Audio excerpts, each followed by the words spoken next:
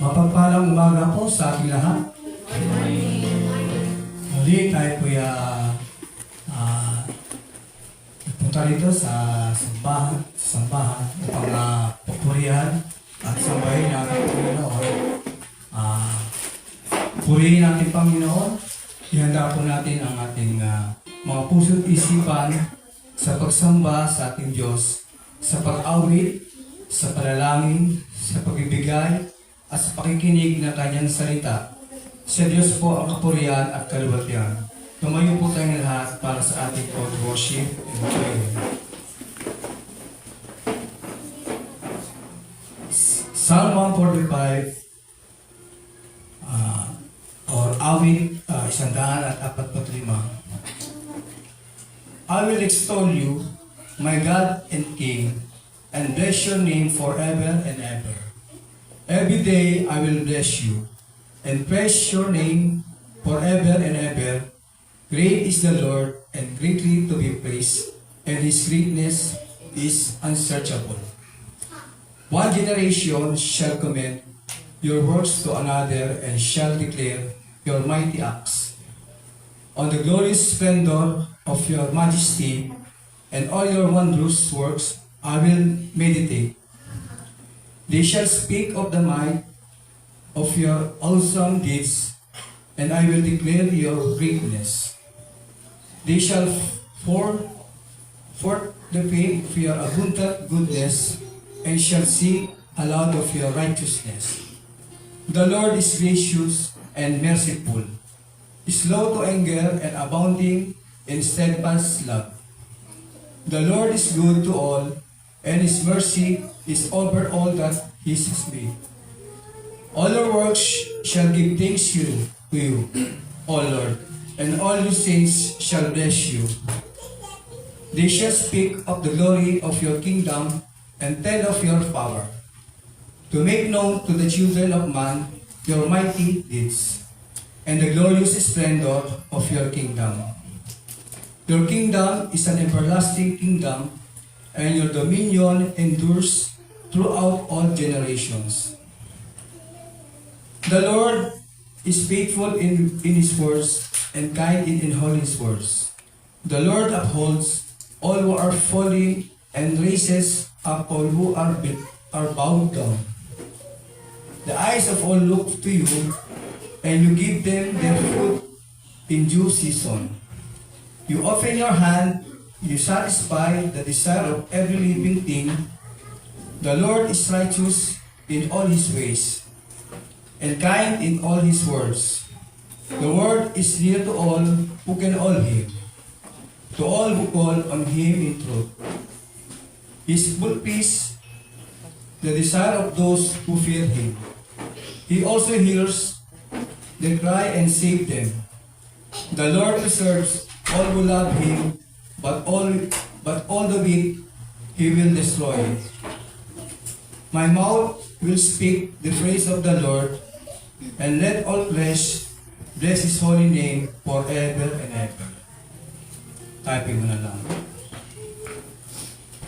O Diyos, namin makapangyarihan sa lahat. Itinataas ka namin, pinapupurihan sa mga Panginoon, ikaw nga po ang Diyos na tagapagligtas at mapagmahal sa amin. Diyos na naglikha ng langit at lupa. Panginoon, kami po'y lumalapit sa umagang ito at humingi ng kapatawaran sa anuman namin ginagawang pagkakasala. Patawarin mo po kami upang kami ay karapat-dapat ng mga sa inyo. Salamat Panginoon sa mga pagpapala at biyaya na ibinibigay mo, lalo na sa proteksyon at kaligtasan ng aming pamilya. Salamat din Panginoon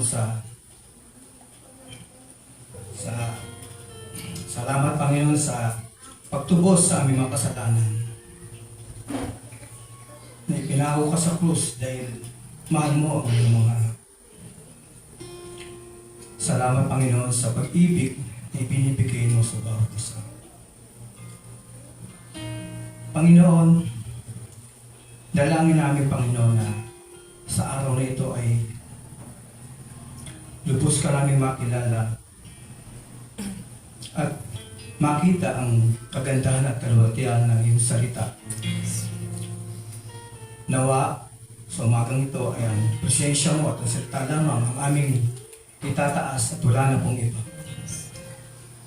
Kaya Panginoon, salamat Panginoon sa pag-ibig at katapatan na ibinibigay mo sa amin. Kaya Panginoon, ipinabiklamo namin sa iyo mataas na papuri at pagsamba sa matamis na pangalan ng Jesus na aming tagapagligtas. Amen. Nahanya ko po ang lahat upang umawit ng papuri at pagsamba sa Panginoon, sa pangunan po ng ating music team na si AJ Alparo. Sabay-sabay po tayong nating itaas ang pangalan ng ating Panginoon.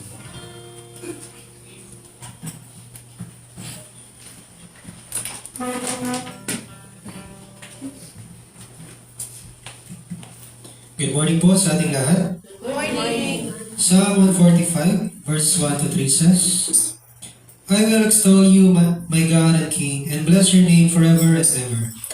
Every day I will bless you and praise your name forever and ever. Great is the Lord and greatly to be praised, and His greatness is unsearchable. Ang salitang Lord na ginamit sa verse 3 ng mapagpuring awit ni David ay ang pangalang Yahweh, ang pangalan ng Diyos na kanyang binigay sa kanyang bayan upang matandaan nila na tapat siya sa kanyang mga pangako. Hindi niya sila iiwan ni papabayaan man. Pinatunayan niya ito sa pamamagitan ng kanyang mga kahangahangang gawa hanggang makapasok sila sa lupang pangako. Kaya ganito na lamang ang kagalakan ni Haring David na purihin ng Diyos. Desidido siyang itaas ang pangalan ng Panginoon hanggang sa kabilang buhay. Araw-araw ay pupurihin kita at aking pupurihin ang pangalan mo magpakailan-kailan pa man. Sapagkat dakila si Yahweh at ang kanyang kadakilaan ay hindi masayod. Ganun pa man lalo pang pinayag ng Diyos ang kanyang kadakilaan at katapatan nang ipadala niya ang kanyang buktong na anak sa dakong pinakamababa upang maging lingkod at tinisin tayo sa ating mga kasalanan. Ang bintang ng lahat ng ating mga kasalanan ay ibinilang sa kanya dahil siya ang umako ng kaparusahang tayo dapat ang tumanggap. At dahil sa kagandahang loob ng Diyos, tayo ay pinawalang sala at ibinilang na matuwid sa Kanya. Kaya mga kapatid, halina tumawid at magbigay ng mataas na papuri at pasasalamat sa ating dakilang Diyos at ating Panginoong Kristo. Let's sing How Great.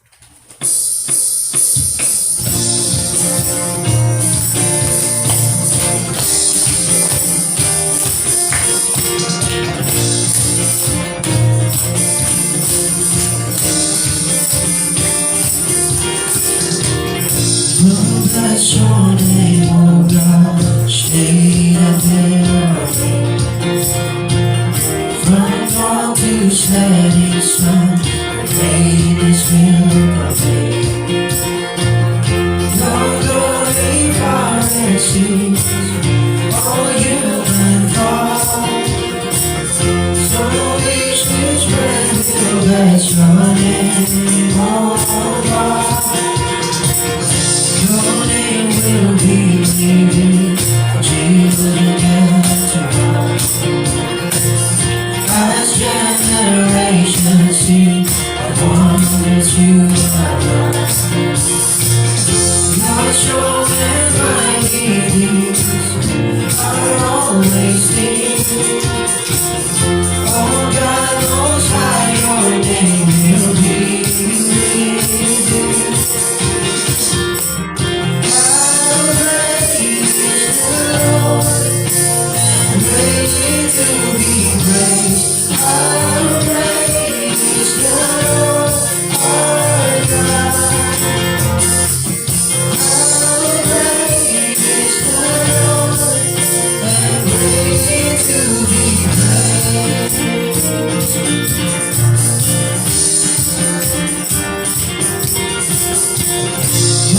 Gracious and provides all we can. Your mercy runs to find helpless and obey. When we call out to you, you hear our cries, and all our needs your gracious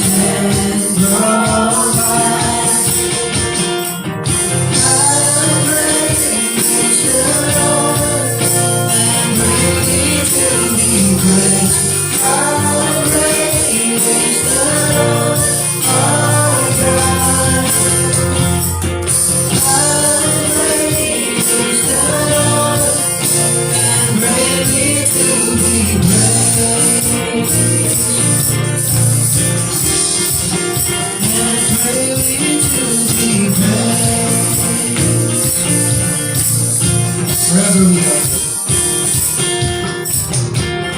Forever we love and creation will rejoice. The voice of rekindling finally destroy. Your power will proclaim, will rise descend, and you will reign forever without end. How great is the Lord, and greatly to be praised. How great is the Lord our God. How great is the Lord, and greatly to be praised. And greatly to be praised. And greatly to be praised.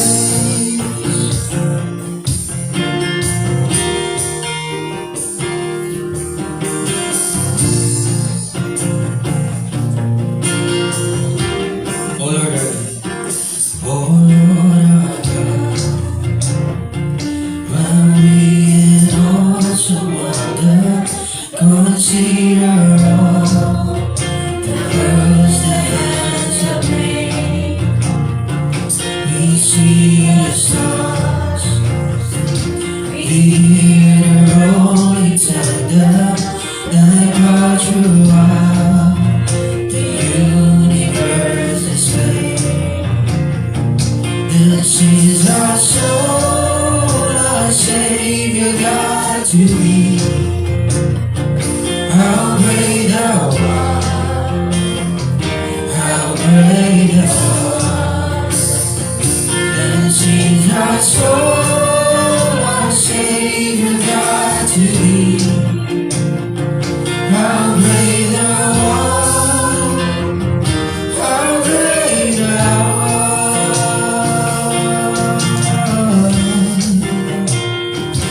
And when within the body Son sparing sent him to die, his birth to take it, died on the cross, our burden gladly bearing, he bled and died to take away our sin. sings our soul. And sings our soul, our Savior God to thee. How great thou art, how great thou art. And sings our soul, our Savior God to thee. How great thou art, how great thou art.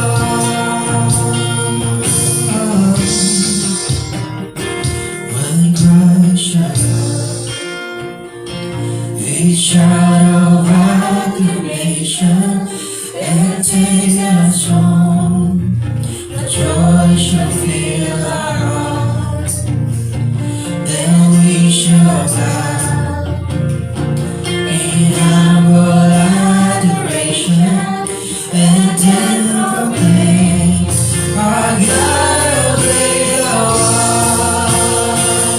Then sings our soul, our Savior God to thee.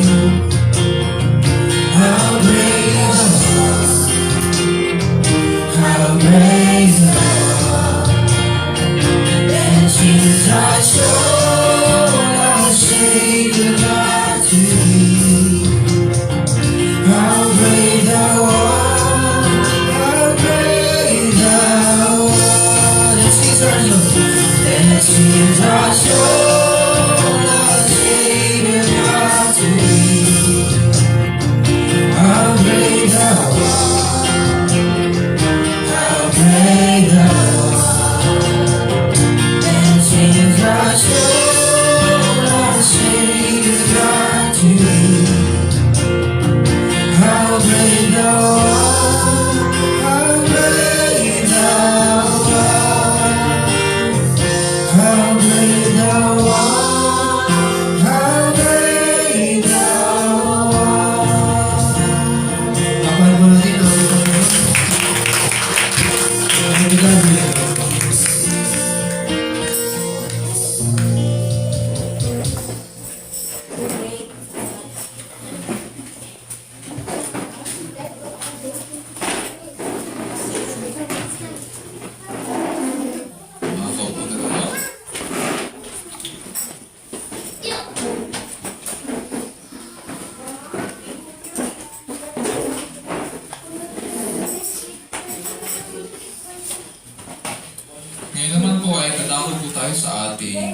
pananalangin. So let's all settle down.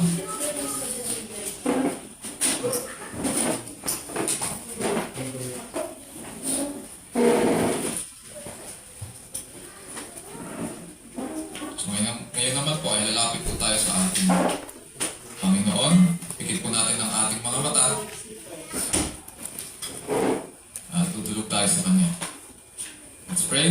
Our loving Heavenly Father, we thank you once again for granting us another day that you have made for us so that we can rest in your arms and bless you. Indeed, this past week, O Lord, many things have transpired. We thank you, dear Lord, that you have given us strength and good health.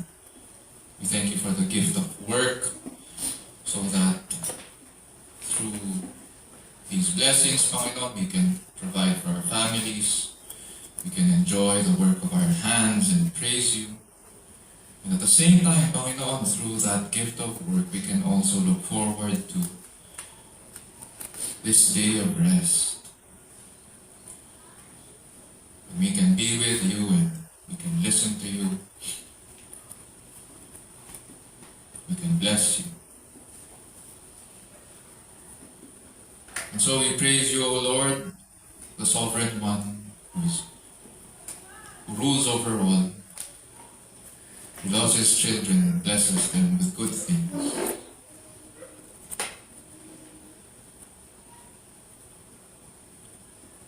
We come to you today with humble hearts, seeking, O Lord, your direction upon us. We confess our sins to you. In your presence, O Lord, we seek the blessings that Christ has earned for us on the cross. He whom you sent to die for us, and who purchased for us the forgiveness of our sins, and was raised for our justification, and on the third day rose again, and is now seated at the right hand of God our Father, who is in heaven. And because of him, O Lord, we are here today.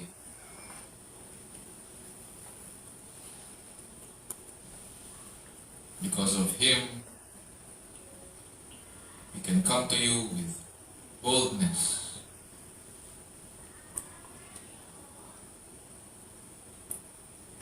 We seek cleansing and grace in Christ. And so we pray, O Lord, that you would purify us with your word and grant us to remember the things that you have taught us.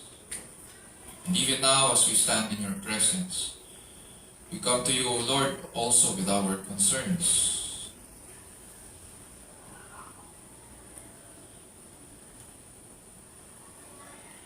O Lord, we pray for our country, the Philippines, at ang aming mga leaders.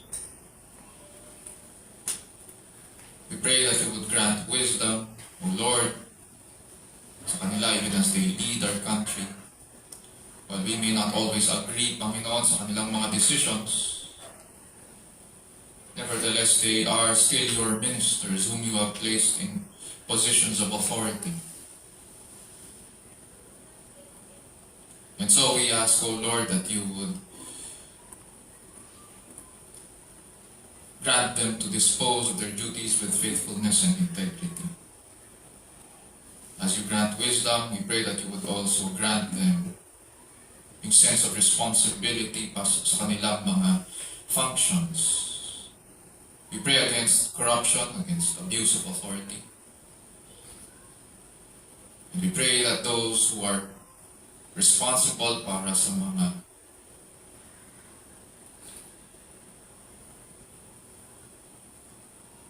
balita regarding Panginoon sa corruption ng mga funds, O Lord, we pray that they would be held accountable. At the same time, O Lord, we have also received yung news of these past 2 weeks, 7 earthquakes have been recorded sa Philippines, 3 in the north, 4 in the south, sa Visayas and Mindanao. And it seems, Panginoon, na itong mga quakes na ito are slowly closing in. So, O Lord, we express O Lord,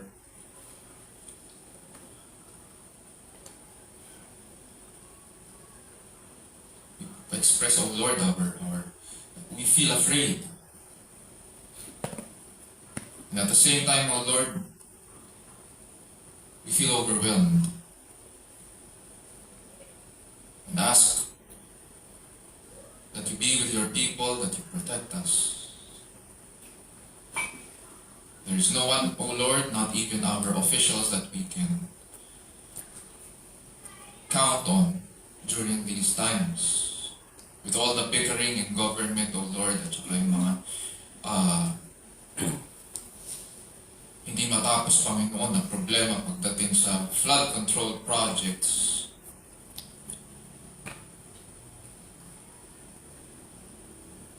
You are the only one, O Lord, that we can count on to hear our cries.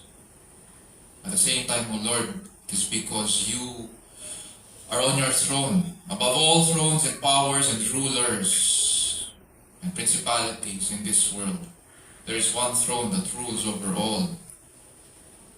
There is one king who holds sway over all the rulers. That is you.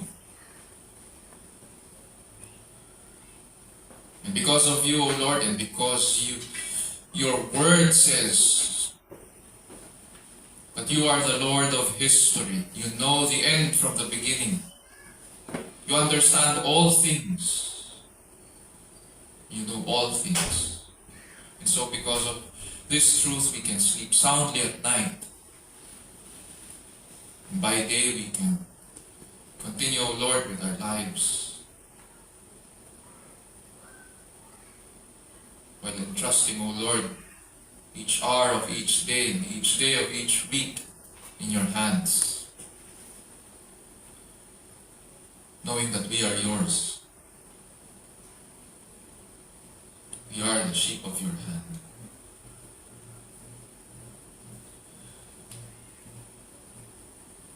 So, O Lord, we pray and ask that you grant us peace of mind during this time, and hope that you will continue to keep your people until the end.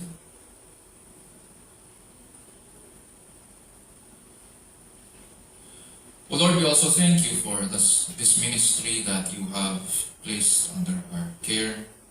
Salamat, Panginoon, that through this we are able to make disciples of all nations, baptizing them in the name of the Father and of the Son and of the Holy Spirit, and teaching them to observe all that you have commanded your people to do,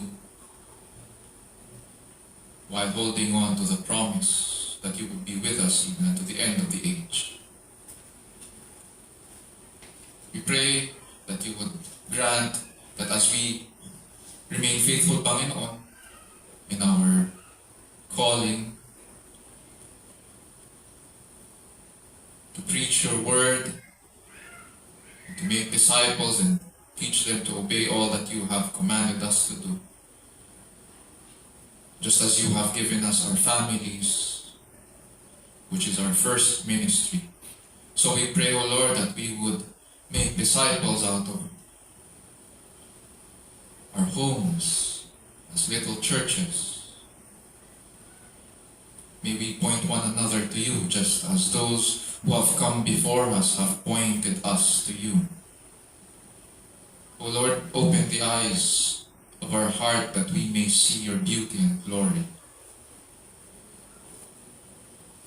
and how you have redeemed us, O Lord, and saved us from our sins.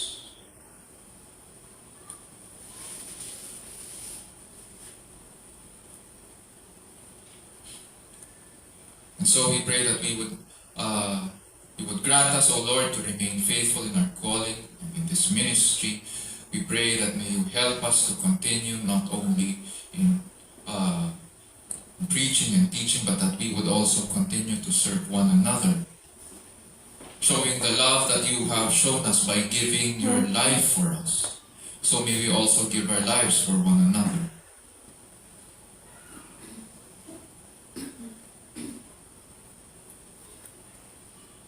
O Lord, we also thank you for that through this ministry we are able to carry one another's burdens. Through the ministry of prayer, we are able to remember, Panginoon, the burdens that we carry. And so we pray that we would continue in this. And we lift up to you, Panginoon, ang aming mga kapatid who have these burdens that they are carrying now. And ask, O Lord, for your provision to be upon them. We pray for those who are sick, Panginoon, during this time and who could not be with us. We pray that you extend your healing hands upon them, that they would be well. We pray for Kuya Richard Baterna. May schedule siya ng ultrasound later. And namamanas na po siya. And so we pray, dear Lord, that you would grant the doctor's wisdom. Ganon din sa mga hospital staff who are taking care of him. We pray that as they continue to prescribe yung mga medicines based doon sa magiging findings sa kanya, we pray na mag-respond yung medicine sa kanya. At ganon din sa care ng kanyang families and the rest that he is taking right now. O Lord, we pray that may he get well. We also pray, O Lord, for his wife, Ate Lourdes, sa kanilang family, who will be traveling also to Mindanao this week. May your traveling mercies be upon them. May you guide them. We know, Panginoon, that she is tired. And so we pray that you would grant strength and peace of mind din sa kanya as they face, Panginoon, this difficult time. We also pray for Mami sa management ng kanyang condition. Umatayin po siya, Panginoon, dahil masakit na yung kanyang mga binti, yung kanyang tuhod. O Lord, we pray that may you help her sa kanyang nararamdaman, even though she has expressed yung kanyang desire to be able to come to church but could not because of her physical limitation. We are with her, O Lord, in praying and ask that you would, if it pleases you, that you would take away, Panginoon, yung kanyang pain and that she would respond sa kanyang medicines. And so, dear Lord, we are thankful. We will be grateful, Panginoon, for in the granting of this prayer request. We pray, O Lord, that may you also use yung care ng kanyang family and the rest that she is taking during this time so that she would get well. Dear Lord, we also pray for those of us who are sick, may mga allergies, at saka butsipon during this time, dahil pabago-bago yung panahon, probably dahil din sa stress. We pray, O Lord, that you would help us to manage our conditions, understanding that our bodies are a gift from you. And so we ought to take care of our health, but we should not only be concerned about good health, but that because you have given us this life, then we ought to also be mindful of the things that we eat and that we ought to commit to a life that is pleasing to you. And in managing, Panginoon, yung mga conditions, individual conditions namin. And so we ask, O Lord, that may you grant us strength. Even now, some of my brothers and sisters here may mga ubutsipon, may mga allergies. Nevertheless, O Lord, we pray that you would heal us and we would be well. May you grant provision din sa bawat isa as we also continue to observe, Panginoon, yung mga things that we need to take in or avoid during this time. We also pray for Riley sa kanyang for his healing dahil meron siyang ubot-sipon ngayon. And so we pray that may you grant that he would also respond sa mga medicines that he's taking at saka sa rest that he is being given by his parents. O Lord, we also pray for those of us na may mga pinagdadaanan during this time. We ask, O Lord, that you would fill our hearts with peace and joy, especially, O Lord, for Jana Isabel, who longs, O Lord, to find happiness in her life. And so we pray, dear Lord, that you would show her and guide her, O Lord, the way in which she must go. Indeed, you are the Lord who desires to bless his children. And so we pray, O Lord, that may you, for all of us, O Lord, here, we pray that you would grant us to may you open our eyes to the truth. Even now, as we approach your word, we pray that you would grant us also to hear your call so that we would respond. We would not only see your beauty and excellencies, but that we would hear you call our name and that we would respond to you. Just as the sheep hear the call of their shepherd and they too come to him.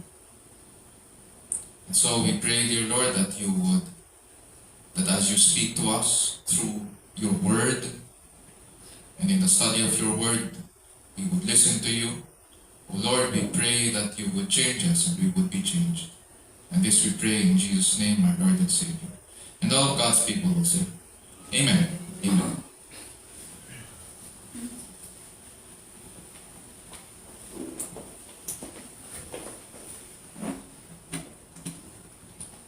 Ngayon po ay dadapang po tayo sa pagbasa ng salita ng Diyos sa pangunguna po ng ating kapatid na si Ronel Salen.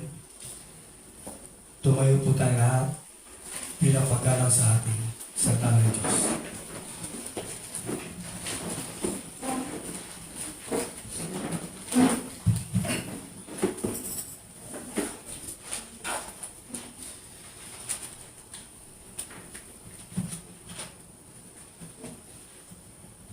Magandang umaga po sa ating lahat.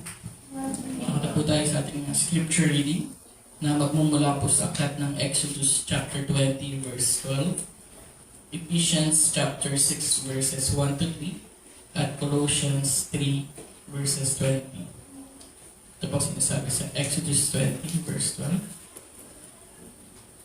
Honor your father and your mother, that your days may be prolonged in the land which the Lord your God gives you. Ephesians 6 verses 1 to 3. Children, obey your parents in the Lord, for this is right. Honor your father and mother, which is the first commandment with a promise, so that it may be well with you and that you may live long on the earth. And last verse, Colossians chapter 3 verse 20. Children, be obedient to your parents in all things, for this is well-pleasing to the Lord. Ito po ang salita ng Diyos, purihin ang ating Panginoon.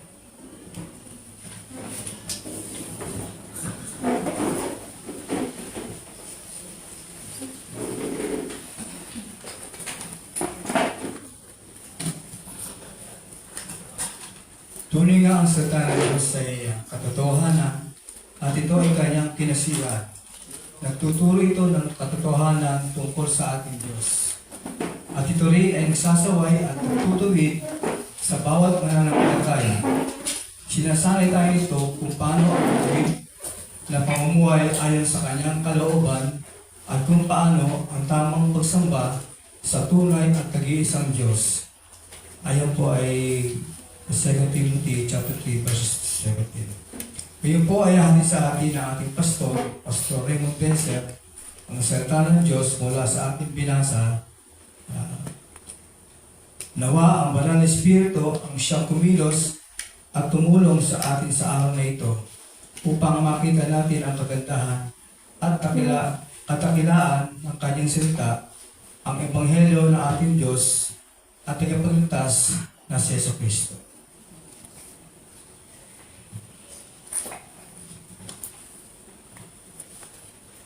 Good morning.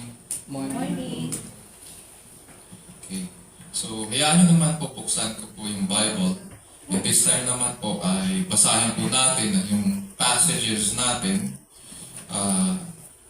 sa Tagalog para sa karagdagang kaalaman. And so, Exodus chapter 20.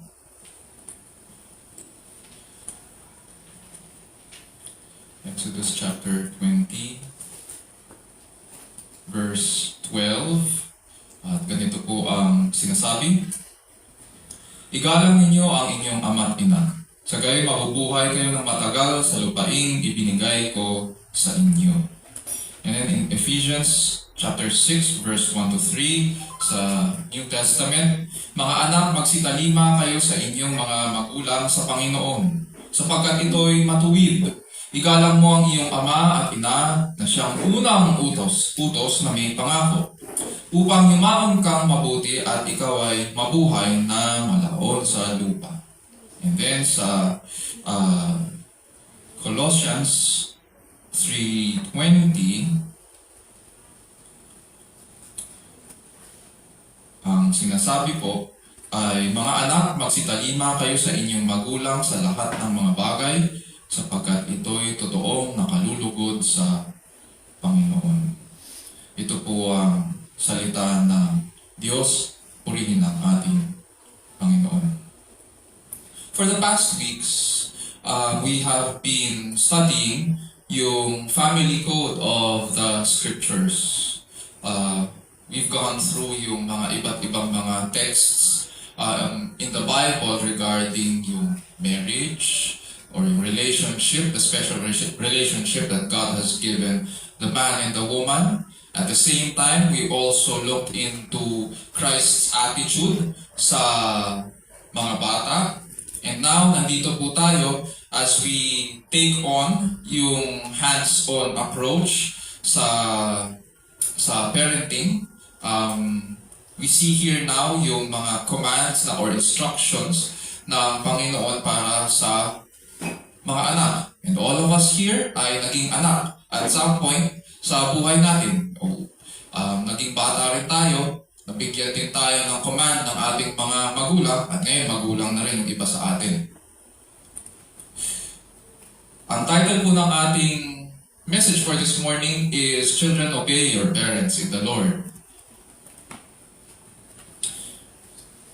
Noong September 21 po of this year, dinagsa po ang EDSA ng napakaraming tao. I don't know if any of you were there. It was just last month at napakaraming tao ang pumunta. Merong mga bata, merong mga matatanda, mula sa iba't ibang larangan ng ating lipunan. And kaya sila pumunta doon sa EDSA at nagtipon ay dahil sa kawalan ng confidence sa ating mga mamabatas na ayusin ang pangungurakot sa mga flood control projects. At hanggang ngayon, yan pa rin ang dinidinig sa Kamara. May mga grupo na nagsasabi na itong activity na ito, this was supposed to be a peaceful rally. Pero pag binanood po natin towards the afternoon hanggang gabi, mapapansin natin that this is suddenly replaced by a different kind of news.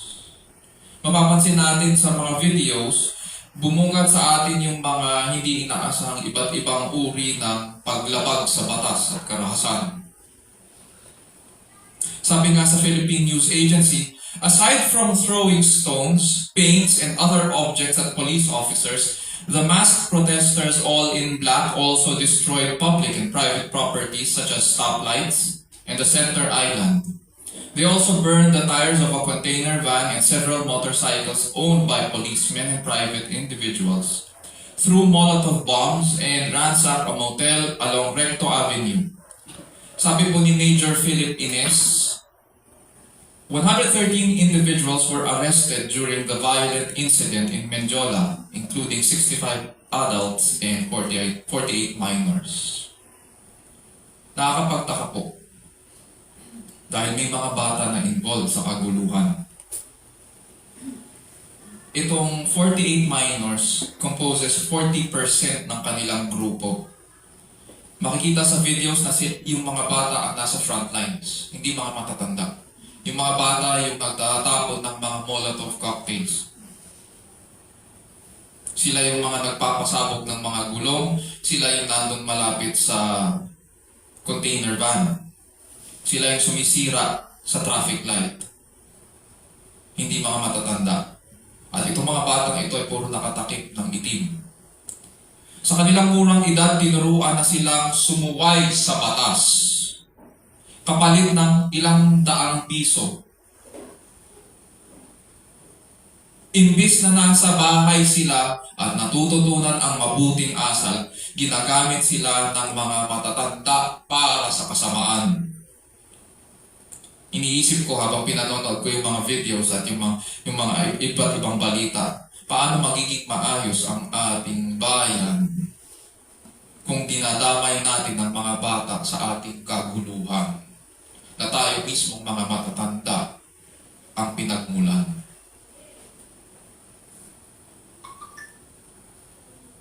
Sa murang edad, disobedience agad ang kanilang natututunan at kawalan ng respeto sa mga kinauukulan at sa batas. Mga kapatid at kaibigan, everywhere we go, mapapansin po natin na mayroong hierarchy. Merong nasa taas, merong nasa baba. Hindi naman lahat pwede maging boss. Hindi lahat pwede maging leader. Merong follower. At merong mga kasabihan among leadership circles at saka management circles. For you to be able a leader, you must first be a good follower. May kaayusan po ang society. Merong may kapangyarihan, merong mga sumusunod. This is how society is designed. In the scriptures, mataas ang tingin po ng Diyos sa social order. Because He is a God who is into building His people into a kingdom of priests, a holy nation unto Himself. Pag tinignan po natin ang Old Testament, makikita po natin kung paano niya tinatag ang bayan ng Israel. And it is not through sin. Kaya nga niya binigay ang Ten Commandments, yung moral code. Kaya nga niya tinuruan sila kung paano siya mamahalin. Because God wanted to found His nation on righteousness. Sa New Testament, pag tinignan naman natin with the coming of Jesus Christ, tinitipon ng Diyos ang kanyang mga hinirang mula sa iba't ibang lahi at ipi. At the basic level, itong kaayusan sa bayan ay nag-uugat ngayon saan?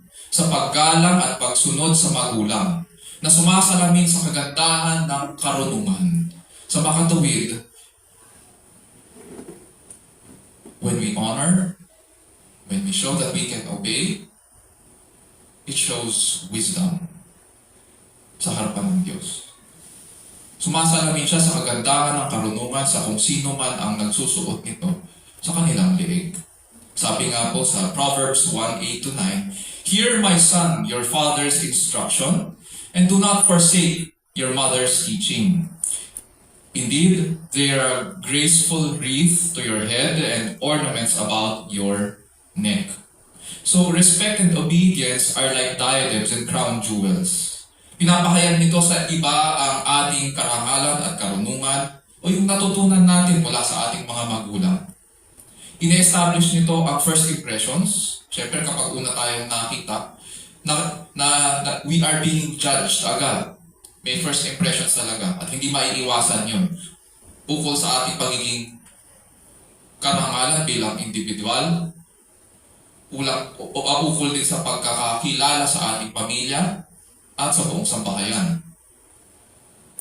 In previous weeks po, pinag-aralan po natin ang pagiging magulang mula sa Deuteronomy 6:1-9 and Proverbs 22:6, in which we are expected, or God expects us to train our children. And this training of our children involves two things. Brief review lang. Number one, modeling our commitment and love for God. And our children need to see that. Modeling, nakikita sa buhay natin. At pangalawa, initiating and grounding our children in God's Word. Yan yung direct teaching, direct instruction mula sa salita ng Panginoon. Today, sisimulan po naman po natin pag-aralan ang tungkulin ng mga anak na nakaangkla naman din sa tungkulin ng mga magulang na magturo. Hindi naman pwedeng sumunod lang ang anak nang walang tinuturo ang magulang. Meron akong alam na mga teachers and pastors na ang tingin sa kanilang mga anak ay depraved, which is true. Pag sinabing depraved, lahat tayo makasalanan at kahit hindi natin turuan ng kakulitan ang ating mga anak, natututunan niya yon. And at some point in time, habang lumalaki ang ating mga anak, nakikita natin ang ating sarili sa kanila, including pati yung ating kasamaan. And that is why kailangan natin ituro sa kanila ang tama. Today, sisimulan po natin pag-aralan itong tungkulin na ito. And sa umagang ito, ay panalangin ko po na sa ating pag-aaral ng banal na kasulatan ay makilala po natin ng Diyos na nagmamahal at nag-iingat sa kanyang bayan. Sa pamamagitan ng pag-aaral nito, nawa magkaroon po tayo ng mga panibagong pagnanais na makilala siya. At makita natin ang kanyang kagandahang loob para matuto po tayong tumugon sa maayos na pagsamba kay Kristo, ang bugtong na anak, habang tayo po ay nabubuhay sa presensya ng Diyos, sa ilalim po ng kapangyarihan ng Diyos para po sa kalwalhatian ng ating dakilang Diyos. As our practice, we ask scriptures a question: what does it mean to honor and obey your parents? What does it mean to honor and obey our parents? Buksan po natin ang ating mga Bibles sa Exodus chapter 20, verse 12. Ang Exodus chapter 20 po ay isa sa mga well-known verses in the Bible dahil sa Exodus 20 makikita po ang moral code or the Ten Commandments. This is also known as the Decalogue. And ang pag-aaralan po natin ay yung fifth commandment na binigay ng Diyos. Ang background po nito ay pagkatapos niya ibigay ang commands kung paano siya mamahalin ng kanyang bayan sa commands 1 to 4, binigay po niya ang commandments 5 through 10 para alam nila kung paano tutugon sila sa kanya sa pamamagitan ng pagmamahal sa kanilang kapwa. In other words, yung commandments 1 to 4 refer to our relationship with God and how we ought to respond to Him. And commandments 5 through 10 refer to our relationship with our fellow men and how we respond to God by loving our neighbor. Sa pagbibigay po niya ng Ten Commandments, God is engaged in nation building po. Ito yung pangako, based ito sa pangako niya kay Abraham. Sabi niya, in you all the families of the earth will be blessed. So God intends to make for Himself a nation that will bless the nations.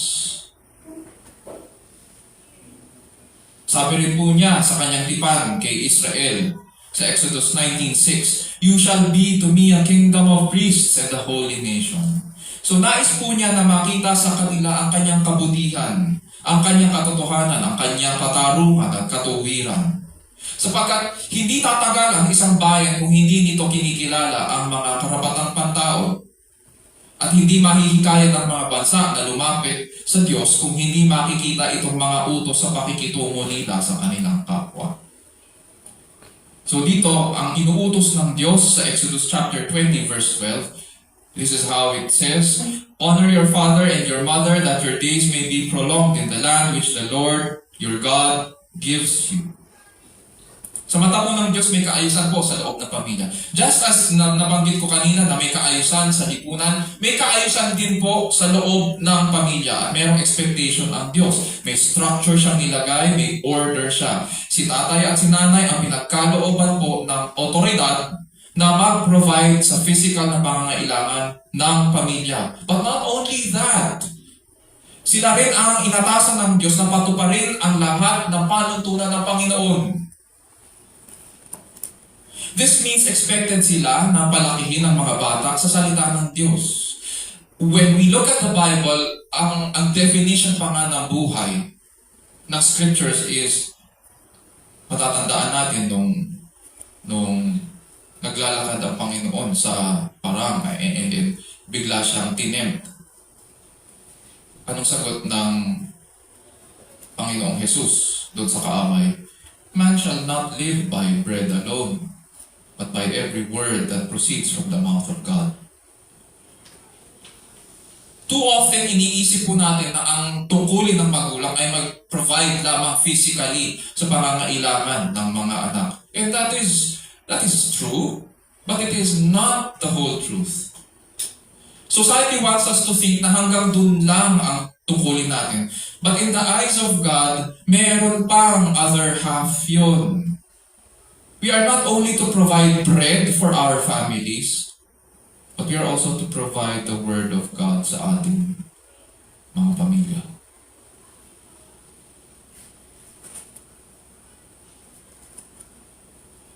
And expected ngayon ng Diyos dito sa mga Israelites who are now bound for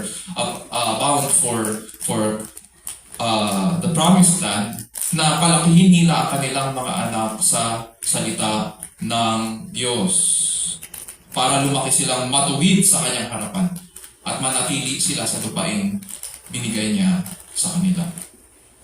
Mapapansin natin dito sa utos na ito, ang unang-unang verb na makikita ay honor your father and mother. Honor.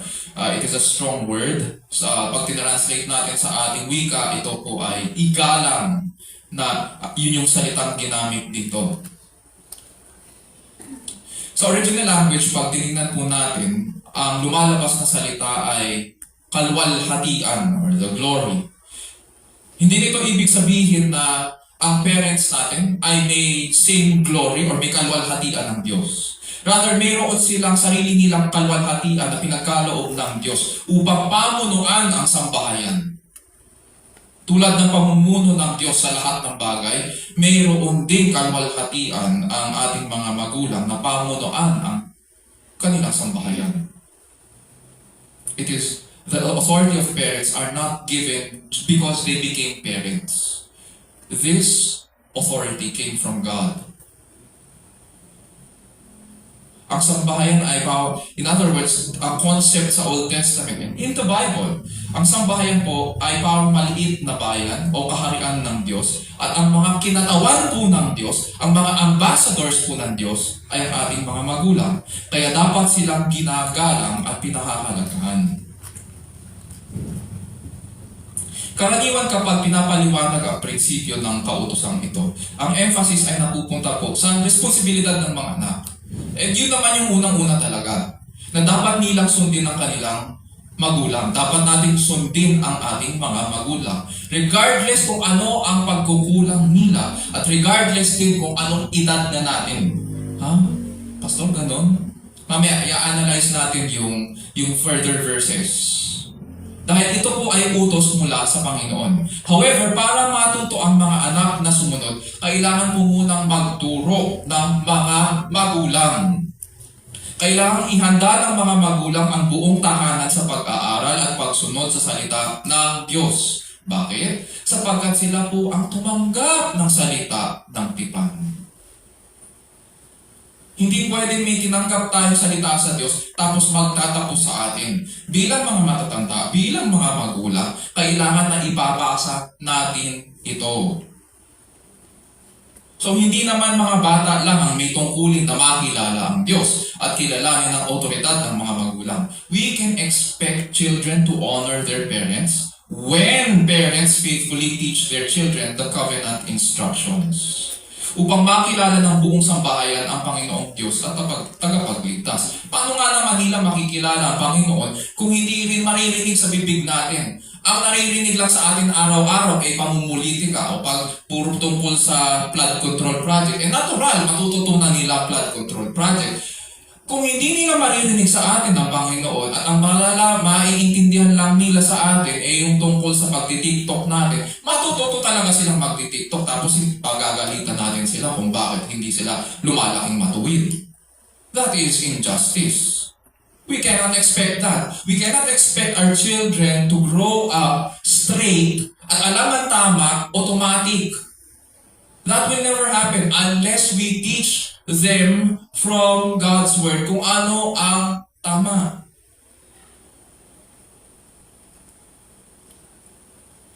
Bakit po ba mahalaga ito? Sabi po sa utos that your days may be prolonged in the land which the Lord your God gives you. Ang immediate application po ng command na ito ay sa mga Israelites who were bound for Canaan or the promised land. Ang intention po kasi ng Diyos sa kanila ay pagpalain sila pagpasok nila doon sa bayan at tumagal sila sa bayan ng Kanaan. Ang implication is that magkakaroon po kasi ng problema in the negative kapag hindi nila naturuan ng maayos ang kanilang mga anak na gumalang at hindi kumilala sa Diyos na nagligtas sa kanila. Masisira po ang kanilang tipan at ang kanilang lipunan. Ang pamilya po, in other words, ang tinuturing na haligi at pundasyon ng lipunan at bayan. Madalas natin naririnig yun, kahit sa school naririnig yun, tinuturo yun. Ang pamilya po ang haligi at pundasyon ng lipunan at bayan. But what does that mean anyway? It means na in the negative, kapag nasira po ang pamilya at the basic level, kapag nasira ang pamilya, sigurado susunod na dyan ang lipunan. Dahil lumaki ang bata na hindi kumikilala sa Diyos at walang kilalang otoridad sa tahanan, hindi rin yan kikilalanin ang mga otoridad sa labas ng tahanan. Dahil hindi natin sila tinurukan sa loob ng bahay. Ultimately, hindi nila kikilalanin ang authority ng kanilang teachers. Kaya mapapansin natin, especially in liberal or laissez-faire societies, na kung saan maluwag ang pagtuturo. Ako naturuan ako both in nadaanan ko po yung pagiging stricto na pagtuturo ng Middle East versus sa pagiging maluwag dito. Sa Middle East, nung nag-aaral po ako, ang mga teachers namin, hindi lang eraser ang lumilipad.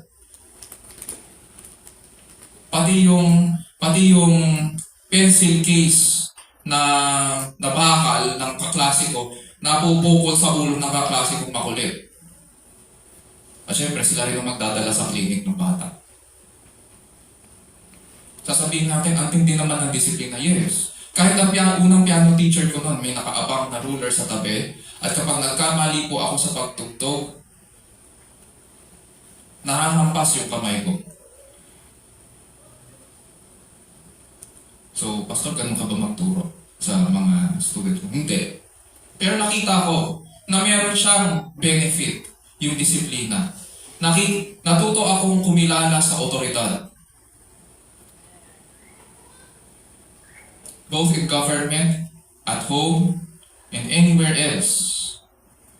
Kapag hindi natin tinuruan ang ating mga anak na kumilala sa otoridad, mamomroblema yan sigurado paglaki niyan, paglabas ng tahanan paglaki niyan. Gagawin lang nila ang gusto nilang gawin. And ganun ang nangyayari in Western societies ngayon. Hindi nila nire-respeto ang teacher nila, sinisigaw-sigawan na lang, babatuhan na lang ng kung ano, susulatan ng kung ano sa likod, sisirain yung whiteboard or blackboard or what have you, sisirain yung properties. And yet, ang dami sa atin na naghahangad, ay paglaki ng anak ko, gusto ko dun siya mapunta. Matututo ang mga anak natin ng kung ano-ano kabastusan mula sa mga free societies. These should be things that we consider kapag mayroon tayong pamilya. At dahil sa ganito, pag hindi natin tinuruan ang ating mga anak, kakalat ang kasamaan nila sa buong bayan. eventually babagsak ang buong bansa because at the most basic level, hindi sila naturuan ng tama. Number 1. In Exodus 20 verse 12, what do we see? Ano yung principle dito? Number 1, honoring our parents means respecting and valuing our parents who are God's representatives in the home. God has placed His representatives even in the home.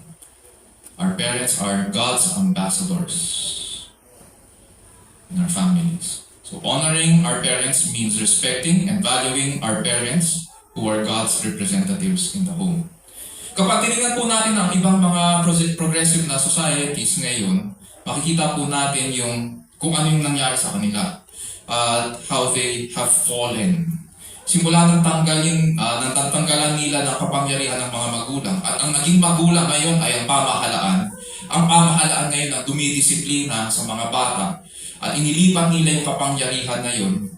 Ang tatapang na ng mga bata. Ewan ko kung may mga kamag-anak po kayo sa States, pero meron din kami, may mga kamag-anak po kami sa States at naririnig po namin yung mga horror stories na itong mga batang ito ay lumalaki ng may tabang.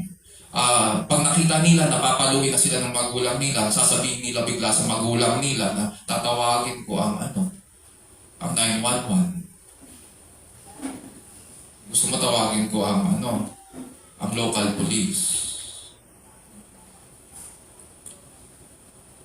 Samantalang ang magulang ang nagbabayad ng tax para doon. Pero ngayon, yung tax niya ginagamit laban sa kanya ng kanyang anak. Kasi pumayag ang mga magulang na ilipat ang kanyang kapangyarihan sa pamahalaan. Ngayon, ang lumalabas, ang magulang ang nagiging sunod-sunuran sa mga anak. Asa ng kaayusan doon.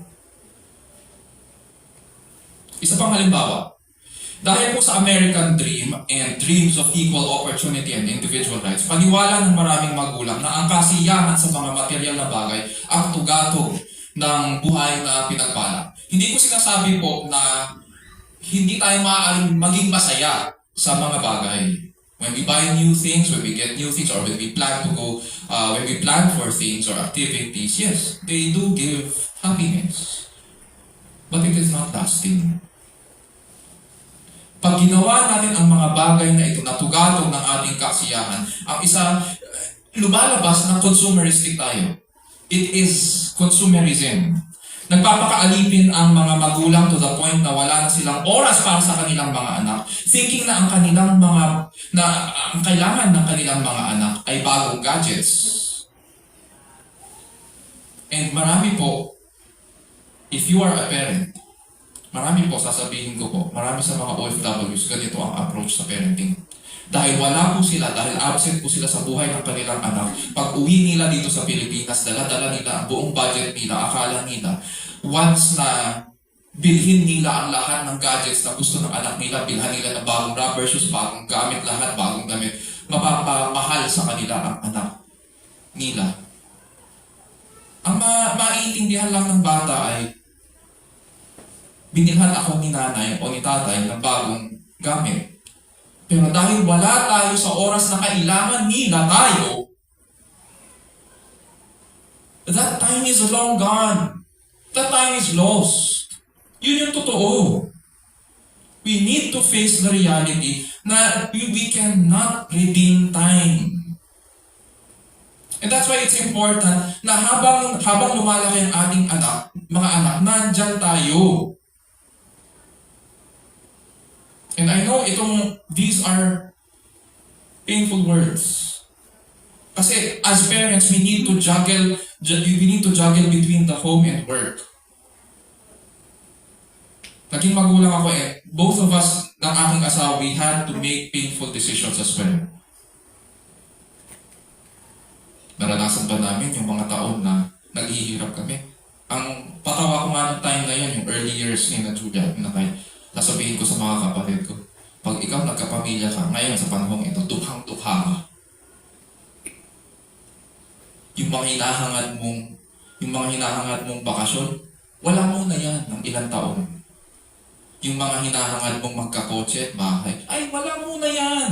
Unahin yung pamilya mo.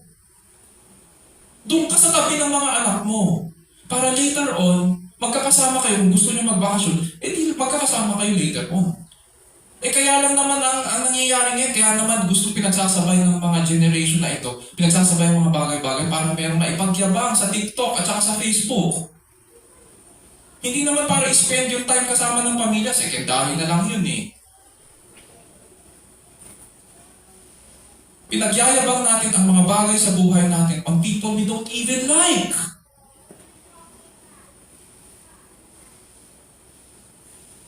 With people we don't even know. With people who don't even care about us.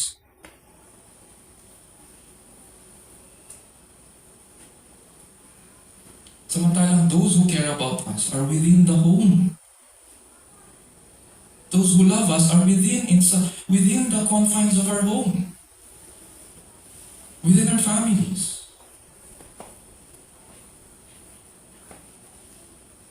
Kapag pinabayaan po natin na mawalan tayo ng oras sa pagtuturo sa ating mga anak dahil sa kakahanap buhay para magbigay lang ng mga gadgets at mga rubber shoes,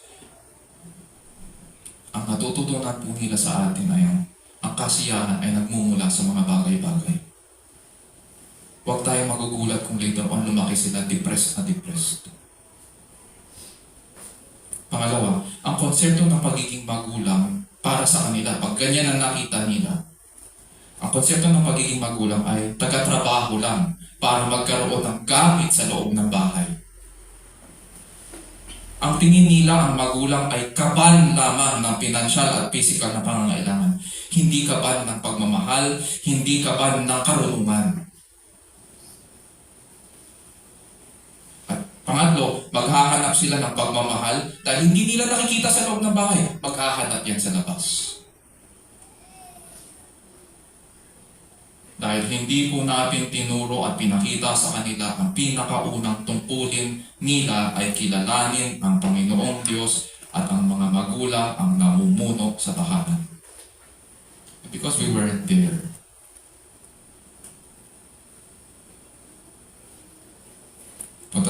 Punta po tayo sa Ephesians chapter 6 verses 1 to 3. Ang Ephesians chapter 6 or the book of Ephesians is a letter na sinulat po ni Apostol Pablo while he was in prison. So ang Christian community in Ephesus is actually in Asia Minor, nasa modern day Turkey yun ngayon. And isa sa mga kinakaharap nilang problema ay ang cultural baggage na pinasok nila sa church, na paniniwala nila noong pagano pa sila.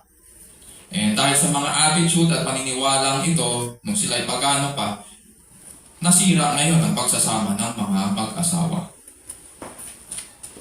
At kapag nasira ang pagsasama ng mag-asawa, siguradong susunod na dyan ang pamilya. So once the basic institution of marriage is threatened, the whole family is sure to be threatened as well. Apektado ang buong pamilya and eventually ang buong komunidad. And ultimately society as a whole. So rather than looking to culture, si Apostol Pablo, sabi niya ay iniisip natin siguro kung ano ang solution na binigay ni Apostol Pablo dito. Mapapansin natin sa kanyang passage sa Ephesians chapter 6, hindi siya naghanap ng solution sa culture. He did not match yung family problems ng Christian community from culture. Hindi niya kinuha yun doon. Rather, pumunta po siya sa gospel.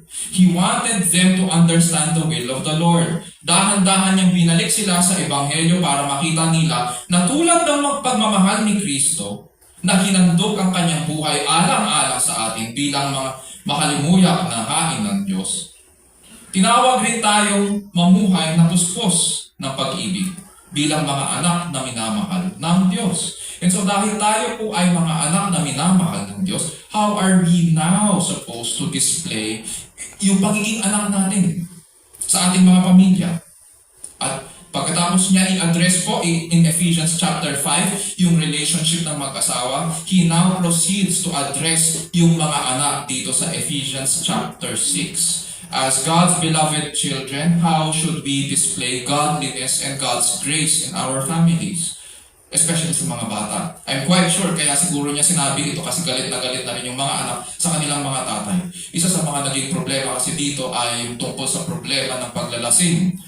Nung maglasing ang mga tatay dito, napabayaan ng pamilya at napabayaan din po ang responsibility sa loob ng church. Yung mga kababaihan dito dahil matatapang and strong ang character nila, sabi nila, ay ganon, puro kayo boys night out. Ganun ang gagawin nyo. Sige, kami na lang. Ang tatay yung leader sa loob ng church at saka families. Itataguyod namin ang aming mga pamilya. Bahala na kayo sa buhay nyo. So, kanya-kanya na. Nasira ang family. And I'm quite sure dito, ayaw na rin sumunod ng mga bata kasi nalilito na sila sa ginagawa ng kanilang magulang. Kaya binabalik ni Apostol Pablo yung kaayusan sa loob ng pamilya. Sabi dyan sa Ephesians chapter 6 verse 1 to 3, in addressing the children, sabi niya, children, obey your parents in the Lord, for this is right. Honor your father and mother, which is the first commandment, with a promise, so that it may be well with you and that you may live long on the earth. Mapapansin po natin na dito na nang isulat ni Apostol Pablo, he is addressing the children, yung mga bata. And in his mind, they are part of the whole Christian community, the whole Christian family. In other words, wala tayong makikita na nag-interlude or nag-break si Pablo doon sa kanyang letter sa pag-address sa mga bata. Yung mga chapters dyan, nung sinulat ni Pablo, yung mga chapter numbers, chapters 1 to 6, wala yan noong unang panahon. Dire-diretso yan. Later on na lang dinagdag yan para may mga demarcations tayo para makatulong sa pag-aaral. Pero nung unang panahon, wala yan. Dire-diretso niya yung sinulat after addressing yung husband and wife. Dire-diretso niyang in-address ngayon yung children. Sa isip ni Pablo, ibig sabihin, nung sinulat niya ito, nandun sa congregation ang mga bata. And this is one of the reasons kung bakit isa sa mga ministry philosophies ko po, hindi ako naniniwala na dapat nakaseparate ang mga bata. Na may separate worship service ang mga bata.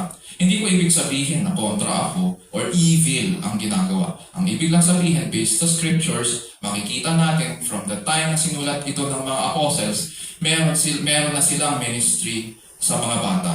At ang ministry sa mga bata ay included po sila sa congregation. Hindi sila dapat hinihiwalay. And all of us, sabay-sabay, when we listen to preaching, sabay-sabay sila, matatanda at bata. Siguro iniisip natin, ay pastor, hindi kaya maingay? Maingay talaga. Maingay. Pero hindi ba magiging struggle yun? Yes. Pero ang kinaganda nun, sabay-sabay tayo magsa-struggle. Matututunan natin ang kabigatan ng mga magulang at yung mga magulang na nasa congregation. We will all carry that burden together. That's what the church is about. We carry our burdens together. We help one another. So kung kabigatan ng magulang, yung makulit niyang anak, dahil nag-iingay sa service, o edi turuan natin yung mga magulang, tulungan natin yung mga magulang na disiplinahin yung kanilang mga anak during worship service. Para matuto yung bata. Hindi naman ibig sabihin nun pababayaan mo na lang yung bata. Hindi. Kasama yun. Kasama yun sa pagiging church. Hindi sila dapat hinihiwalay. All of us listen to one preaching of the word and receive God's grace in one service. Of course, kailangan sa mga magulang at sa ating lahat na maging vigilant. At sa kakulitan ng mga bata, baka magulat na lang tayo, masalisihan tayo, makita na lang natin, nandun yung iba na gumagawa ng kape, nandito na pala sa harapan yung mga makukulit na bata. Ayaw naman din natin yun. Kailangan may order pa rin. So, discipline begins, mga kapatid, uulitin ko po, discipline begins in the home, not in church. Hindi ko kailan sa church, doon mo sasawayin yung anak mo. Hindi. Doon pa lang sa bahay, magkaroon na kayo ng usapan. Ganun ang ginagawa ko sa mga anak ko nun. At merong consequence yun. Kapag hindi ka sumunod sa akin at nasa church tayo, makuha ka sa tingin dahil doon ka sa likod ng pintuan. At ilang beses ko na ginawa yung kay Kyle, natatandaan ko yun, nasa kabila pa tayo. Alam ni Kyle yun. At hindi ako madaling kung iniisip niya na maaawa ako sa kanya, hindi ako maawa sa iyo dahil may usapan na tayo sa bahay pala. Hindi ako maluwag na parent. Sa aming dalawa ni Jovi, ako yung namamalo. At alam ng mga anak ko kung gaano pasakit ako mamalo. At ginagamit ko yung kamay ko. Okay. Obey your parents in the Lord. Sabi dyan. Sabi ni Apostol Pablo sa Ephesians 6:1 that this is on the basis of, iniisip natin na ano ba ang basis nitong command niya. Sabi niya dyan, dahil kayo mga anak ng Diyos, because you are godly, how does this now translate sa inyong mga buhay bilang mga anak? Sabi niya, children, obey your parents in the Lord, for this is right. Ang salitang ginamit niya dyan na children, ay hindi yan yung children na ginamit doon sa Gospels nung kinuha niya sa Kristo yung mga bata. Ibang salita ang ginamit dito. Ang salitang ginamit dito is hindi babe or hindi infant or toddler. Ang ginamit dito ay yung general term para sa mga children na in whatever stage of development. Mayroong ibang scholars na nagsasabi na ang term na ginamit niya rito ay para sa mga teenagers o malalaki na. Pero ang point dito is, as long as naninirahan ka pa sa bahay ng magulang mo, sumunod ka. Yun yung point dito. So it doesn't matter kung malaki ka na, as long as under ka sa poder ng magulang mo, sumunod ka. Kahit na age of majority ka pa, kahit 21 years old ka na, 22, sumunod ka. Once na may sinabi sila. So ano raw ang matuwid sa harapan ng Diyos? What is right in God's sight? Sabi dyan, for children to obey their parents in the Lord. Bilang mga anak, it is now our responsibility sa harapan ng Diyos na sumunod sa ating magulang. And because we are under the rulership of Lord Jesus Christ, because we follow Jesus Christ and recognize His authority, then we also recognize the God-given authority that our parents have over us by obeying them. To obey our parents is to obey Christ. Yun yung ibig sabihin ng in the Lord. We glorify God and please Him when we obey our parents. Kaya sinabi in the Lord. Pagkatapos ko ibigay ni Apostol Pablo ang instruction, binigay niya ang Old Testament reference. Parang ganito. So ito yung instruction. Obey your parents in the Lord, for this is right. Ang mapapansin po natin in the next verse, bigla niyang kinote yung Exodus 20:12. At dinagdagan niya yun na mula sa Deuteronomy 5:16. Sinabi niya dyan. Ano daw yung sinabi niya? Honor your father and mother, which is the first commandment with a promise. Tapos, sabi niya, so that it may be well with you and that you may live long on the earth. Pinagsama niya ang Exodus 20:12 at saka Deuteronomy 5:16. So dito sa Ephesians 6, ibig sabihin, ina-apply ni Apostol Pablo ngayon sa Christian children ang utos at ang pagpapala na binigay ng Diyos sa bayang Israel. Natandaan ko po nung grade school ako sa Middle East, may tinuro sa akin ang mga teachers ko that I want to teach all of you as well. Na napansin ko, hindi tinuturo dito ng mga guro. At sana tumatak ito sa mga isipan ng mga bata. Kung sa mga magulang, I want you to teach it also to your children. Because it is a truth, although, and it is wisdom, na natutunan ko. Lagi kaming pinapaalalahanan ng teacher namin na dala-dala po namin ang pangalan ng aming magulang saan man kami magpunta. Dala-dala namin ang pangalan ng aming magulang. Therefore, huwag kaming gagawa ng bagay na ikasisira ng kanilang pangalan. Mabigat ito, yung tinuro ng teachers namin na ito. Kaya yung mga makukulit sa amin, talagang talagang kailangan nilang mag-behave. Otherwise, papatawag ang magulang nila. Na-experience ko pa nga na isang Araba, dumating, pinatawag ng teacher. Sa harap namin lahat, ang ginawa ng Araba sa kanyang anak, sinampal niya ang kanyang anak. Hindi ko sinasabi na tama yun. Pero makikita natin kung gaano kahalaga sa kanila ang pangalan. Na ayaw niya, na sinasabi ng nanay, ng Araba, hindi ko ito tolerate yung ginagawa ng anak ko. At sa harapan niyo, papakita ko sa inyo na may dignidad kami. At kung ang anak ko hindi ina-uphold yung dignidad ng aming pamilya, I will punish him in front of all of you. I will not tolerate that. So ganun ang ginawa. Hindi ko sinasabi na dapat yun para sa atin. It is not for everyone.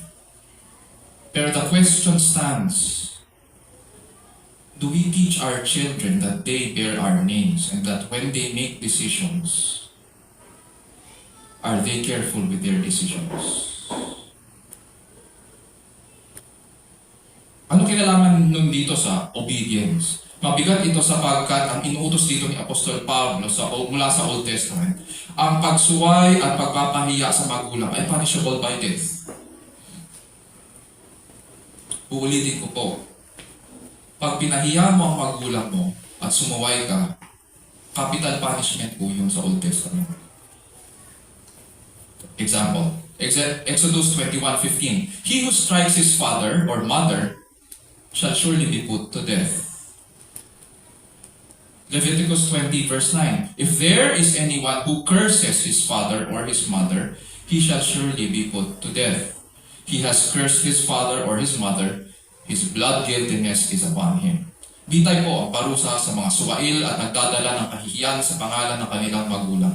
It was a capital offense. When we look at the New Testament naman, pag tinignan yung progression ng Bible, ang pagiging suwail po ay kasama sa mga gawain ng mundo. It should not be seen sa mga Christian families. And so to disobey or dishonor our parents is a sin.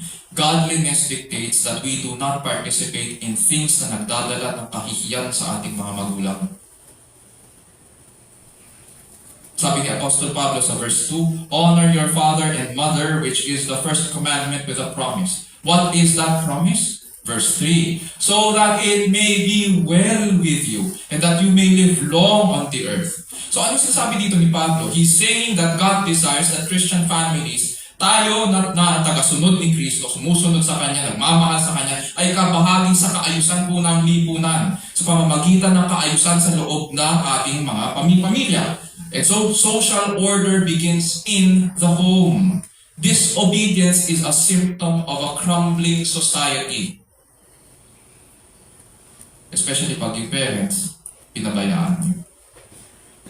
May sinabi po si John MacArthur regarding itong passage na ito. Sabi po niya, a person who grows up with a sense of respect for and obedience to his parents will have the foundation for respecting the authority of other leaders and the rights of other people in general. Yun yung ibig sabihin to live long on the earth. Natural, pag marunong kang rumispeto sa may otoridad, marunong ka rin rumispeto sa ibang tao within your level. Marunong kang makipagkapwa-tao. May respeto ka, wala kang problema sa authorities. And so, dahil wala kang problema sa authorities, natural, maayos ka, hindi ka basag gulo. Hindi ka naghahanap ng gulo. Hindi mo hinahamon si kamatayan. Kasi kapag may problema ka ngayon sa authority, left and right, nang hahamon ka talaga. Hindi ka tatagal sa mundong ito. So nagiging maayos ang pakikitungo natin sa ating kapwa, lalo na sa mga nanunungkulan at may kapangyarihan. Number 2. So dito natin makikita yung number 2 sa Ephesians chapter 6. Obeying our parents prepares us to participate in social order. Obeying our parents prepares us to participate in social order because obedience to parents is the foundation for respecting all forms of authority. Obedience to parents is the foundation for respecting all forms of authority. Punta naman po tayo sa Colossians 3:20. Ang city of Colossae ay sister city ng Laodicea, yung mababasa natin sa isa sa mga 7 churches of Asia Minor, at Hierapolis. Ang Asia Minor, again, ay nasa modern day Turkey. At ang problema naman ng church na ito is that there was a new false teaching that was a mix of Jewish and Gentile teaching na pinapalaganap nung panahon nila sa kanilang region. At nanganganib ngayon yung church sa Colossae na matangay ng maling katuruan. May nagtuturo daw na lahat daw ng physical na bagay ay evil. Everything in this realm, in the physical realm, is evil. And so, sinasabi nila, pinagtatawanan nila ngayon ng Christianity. Sabi nila, biglang nag-resurrect yung sinasamba nyo. Ibig sabihin, bumalik siya dito sa physical. Ibig sabihin, bumalik siya sa kasamaan at karumihan. So, tawanan sila. Ganun ang tinuturo nila. Alam niyo, Apostol Pablo na nakakasira ito sa pananampalataya at buhay ng church. At mayroong ilan na rin po sa church na nahikayat na bumalik sa dati nilang kagawian sa pagiging pagano. And that's why he sought to correct this by leading the church back to the good news of Jesus Christ. Sabi po niya, dahil muling binuhay tayo, nakalakip ni Kristo in His resurrection, na nakaupo ngayon sa kanan ng Diyos, dapat na maghari sa inyong puso ang kapayapaan ni Kristo. And because we have been raised up with Christ, who is now seated at the right hand of God, we should let the peace of Christ rule in our hearts. What does this peace of Christ look like in our children? Colossians 3:20. Children, be obedient to your parents in all things, for this is well-pleasing to the Lord. Tulad sa Ephesus po, inulit ni Apostol Pablo ang instruction sa mga anak na magsitalima sa kanilang mga magulang. Pero dito, mapapansin natin may konting difference, dinagdag niya. Be obedient to your parents in all things. Ang general principle dito is that we obey our parents in everything. Sa ibang Bible versions, in everything. Ang assumption, of course, is that ang demands ng ating mga magulang ay dapat naaayon sa salita ng Diyos. Hindi taliwas. Yun yung assumption doon. Na ang inuutos sa atin ay naaayon sa salita ng Diyos. And as we uphold God's design in our families, we display the peace of Christ not only in our hearts, but in our relationships also. Siguro naiisip natin ngayon, may dalawang commands dito. On the one hand, there is obey your parents in the Lord. And then in the Old Testament, there is honor your father and your mother. Anong pinagkaiba ngayon ng dalawa? Both to obey and to honor are prescribed responses for children to their parents. Pero there are differences. To obey is an action. May inuutos na dapat nating sundin. May pinagbabawal na dapat nating sundin. To obey refers to an action, while to honor is an attitude or a condition of the heart. Ganito po yan. The Word of God does not tell us na dapat tayong sumunod sa ating magulang at dapat natin silang igalang dahil perfect sila o lagi sila tama. Walang sinasabing ganun. Baka iniisip natin na ganun, bakit ako susunod sa magulang ko? Hindi naman perfect yan eh. Hindi naman laging tama magulang ko. Therefore, excuse na ako para hindi sumunod sa kanya. Walang ganong kondisyon. Ang kondisyon sa atin, ang utos sa atin or instruction is absolute. Sabi dyan, honor your father and your mother. Obey your parents in the Lord. Be obedient to your parents in all things. Why? Precisely because the Bible knows na hindi perfect ang ating parents. It knows. God knows that our parents are not perfect. They're not right all the time. So ang pagtalima sa panuntunan ng Diyos ay hindi po nakaangkla sa katangian ng ating mga magulang o sa pagkukulang nila. Hindi po doon. Nakaangkla po ito sa kung sino ang Diyos. Alam ng Diyos na tulad natin, makasalanan din ang ating mga magulang. So naka-built-in po doon sa utos na or design ng pagsunod ang inadequacies ng ating mga parents. Naka-built-in yun doon sa command. It's not about our parents. If it's not about our parents, if these commands are not about our parents, what is it about them? Mga kapatid at kaibigan, this command was never meant to be about our parents. It was about God who promised to sustain His people. Siya ang nangangako.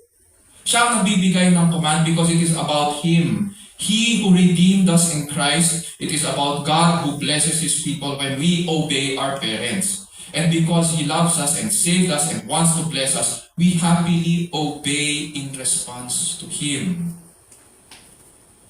Dito ngayon papasok ang attitudes. Dahil alam ng Diyos pala na hindi perfect ang parents natin, that kahit tayo, hindi rin tayo magiging perfect. Pag naging parents tayo, there will always be times that we won't agree with our parents. Sa bahay namin, napapansin ko, habang lumalaki ang mga anak ko, kadalasan ang hindi nila nakakasundo yung kanilang mami nila. So nagkakaroon ng konting dynamic at saka friction sa mga relationships nila. And ako naman, umi-entra lang ako para smoothen yung mga frictions. And that will happen. We will not always agree with our parents. They will push us out of our comfort zones. Ako naranasan ko yun sa parents ko. Kasi ako introvert ako eh. It will not show na introvert ako habang nandito ako sa harapan kasi trained ako eh na magsalita. Pero mapapansin niyo yun, yung karamihan sa akin, kahit yung ibang mga kalalakihan na tumatay dito, mga introverts din. And nung lumalaki ako, napansin ko kasi yung dad ko, hindi siya introvert eh. So he would regularly push me out of my comfort zone to the point na ano pang gusto niyong gawin magbago na, anong pagbabago ang gusto niyo pa sa akin. So, pero kasi, ganun yung teaching style ng panahon nila. And they would do that. Hindi lang yun. Parents will disappoint us. They will disappoint us. And later in life, marirealize po natin that they did not also teach us everything we needed to prepare for the harsh realities of adulthood. Hindi nila may tuturo lahat sa atin. At marirealize natin yun later pag kulang-kulang yung tinuro sa atin. Hindi lang yun. Marirealize din natin na may mga mali rin tinuro sa atin ng ating mga magulang. They made mistakes. Again, it does not give us children the license to shame them or dishonor them in our hearts and minds. Hindi porket may pagkukulang sa ating mga magulang ay ibig sabihin hihiyain na natin sila o babastusin natin sila. God gave us imperfect parents because for the rest of our life, we will also encounter authorities who will be like our parents. God is preparing you for a life in an imperfect world. That's why this command is here. You are being prepared for an imperfect world. You will encounter men and women who are also like your parents. And so this is what it means to honor your father and mother. Yun yung attitude. Ngayon, if the first part of the verse talks about yung relationship within the family, itong second part of the verse talks about our relationship with God. Pagkatapos ko ibigay ni Apostol Pablo ang instruction sa mga anak, pinahayag niya ngayon what should move us to take this instruction to heart. Sabi niya, for this is well-pleasing to the Lord. For this is well-pleasing to the Lord. So, when we children obey our parents, it means that God's design and order are upheld. It is right. There is peace in the household and peace among men. And when God's design and order is upheld, God is pleased. He is glorified. Which now leads us to the third point natin, dito sa Colossians 3:20. Obeying and honoring our parents glorifies God. Obeying and honoring our parents glorifies God. At the end of the day, mga kapatid at kaibigan, sino ba sa atin ang tumupad sa buong kautusan? Wala. And that's yun yung sad part of history. Sabi nga sa scriptures, for whoever keeps the whole law, and yet stumbles in one point, he has become guilty of all. Wala sa atin ang nakasunod. Ang lumalabag sa isa ay lumalabag sa lahat. Kaya nga makasalanan tayo eh. Wala tayong maaaring katwiran sa harapan ng Diyos. Tulad ng ating unang magulang, hindi tayo tumalima. Tinuran tayo kaaway ng Diyos dahil sa ating mga kasalanan. Engaged in our evil deeds, nalayo tayo sa ating Ama sa langit, and we are in danger of eternal judgment. Yun yung dapat para sa atin. But there is one who was truly obedient. He honored God at sumunod siya hanggang kamatayan. Sabi nga ng scriptures, have this attitude in yourselves which was also in Christ Jesus, who although he existed in the form of God did not regard equality with God a thing to be grasped, but emptied himself, taking the form of a bondservant and being made in the likeness of men. Being found in appearance as a man, he humbled himself by becoming obedient to the point of death, even death on the cross. Bumaba po siya mula sa kaitaas-taasan at naging tao, totoong tao. Nagpakababa, naging masunurin hanggang kamatayan, hanggang kamatayan sa krus. Dahil sa kanya po, dumaloy para sa ating kapatawaran. Ibinilang sa atin ang pagpapawalang sala. Inilapit niya tayo sa Ama at pinakipagkasundo. Dahil sa kanya, tinuring tayong mga anak. Napasa atin ang mga pagpapala ng kaligtasan. Sino siya? Mga kaibigan, ang pangalan po niya ay si Jesucristo. He is God's beloved Son. At kung paano nalulugod ang Ama sa kanyang bugtong na anak, dahil sa kanyang ginawa sa atin, nalulugod rin siyang ibilang tayo sa kanyang sambahayan. Napakabuti po ng Diyos. Because He has redeemed us from eternal condemnation, let us look to Christ. Pagmasdan natin ang kanyang ginawa at sa pamamagitan nito, paano tayo iniingatan ngayon para lumakad sa kanyang daan. To honor our parents means respecting and valuing them because they are God's representatives in the home. Because God has designed the family to be the basic unit of society. To obey our parents prepares us to participate in social order. Kinalulugdan niya kapag tayo po ay sumusunod sa kanyang disenyo at kaayusan. So obeying and honoring our parents glorifies God. It is all about loving God. Because we love God, we ought to show our love for our parents by obeying and honoring them. In our obedience, napapatunayan natin ngayon ang ganda ng kalooban ng Diyos. Manatili tayo sa Kanya sa pagsunod at paggalang ng ating mga magulang. Ganito tayo magpapatuloy, ganito natin luluwalhatiin bilang mga anak ng ating Panginoon. Isapuso natin ang mga bagay na ito at iupog natin ang ating sarili sa dakila at mapagmahal na Panginoon Diyos. Tayo mananalo. O Lord, we thank you for your word. We thank you for the correction.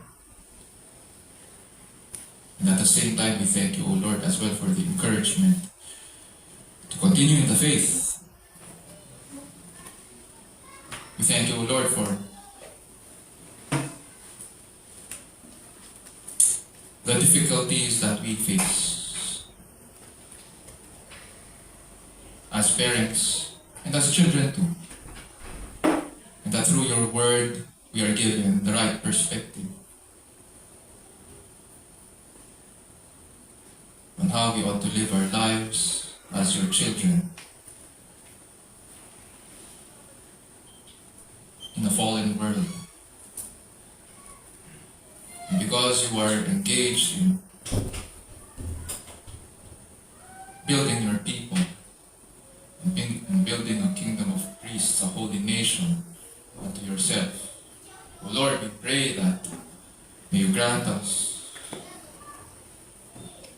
to fulfill our responsibility as parents in teaching obedience to our children, and that our children would also learn obedience in our homes, and that through your word may your design for the family be fulfilled, and your promises as well, O Lord, You promise to bless your people.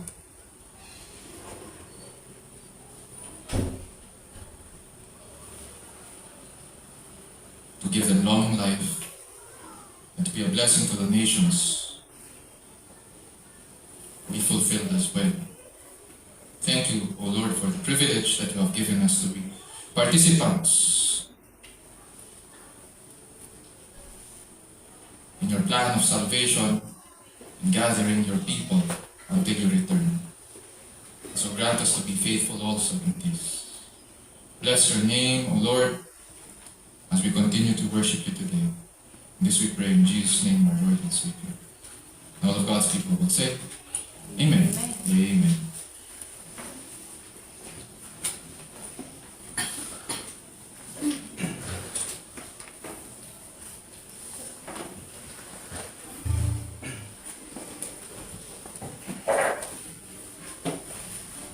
Ngayon po ay dadakot po tayo sa ibigay tithes and offering.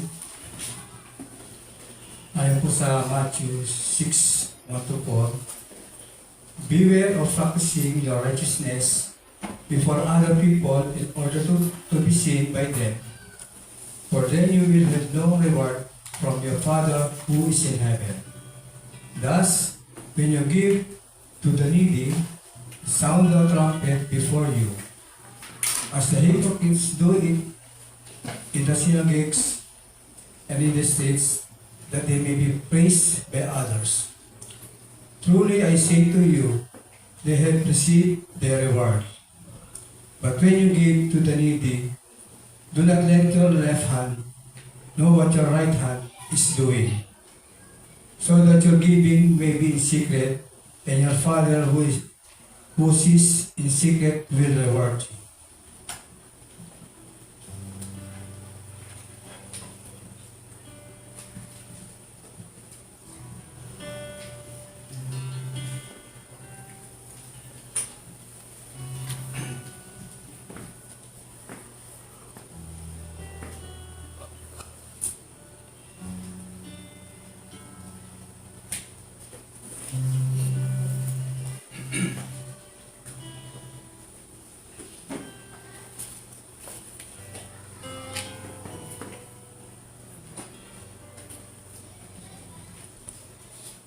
Tumayo po itong lahat. Umawin. Nagpaputi sa ating kumain.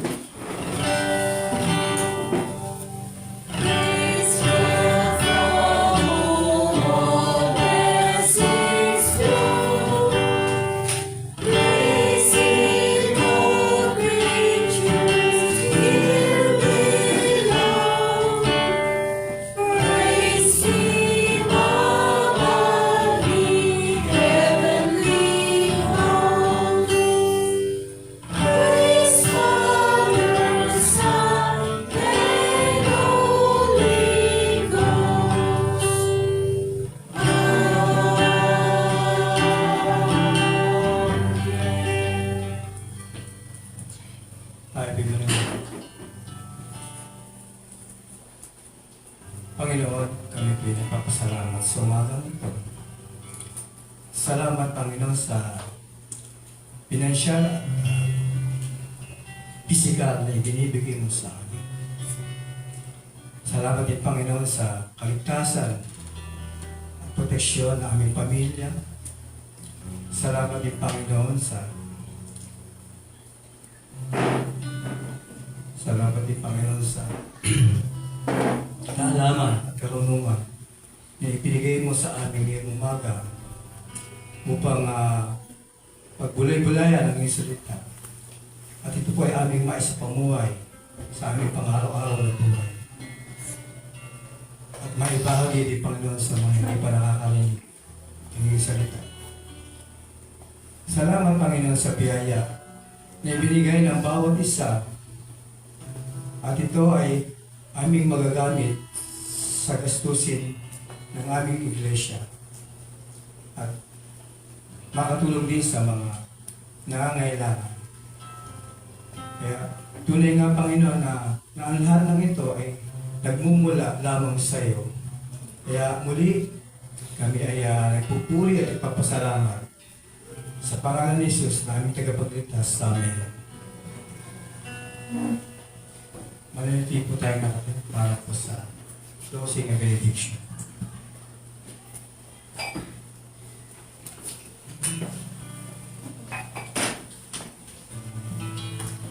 Mga kapatid, purihin po natin ang ating Panginoon at tanggapin ang kanyang pagpapala. Now to Him who is able to establish you according to my gospel in the preaching of Jesus Christ, according to the revelation of the mystery which has been kept secret for long ages past, but now is manifested by the scriptures of the prophets, according to the commandment of the eternal God, has been made known to all the nations, leading to obedience of faith. To the only wise God, through Jesus Christ, be the glory forever. Amen.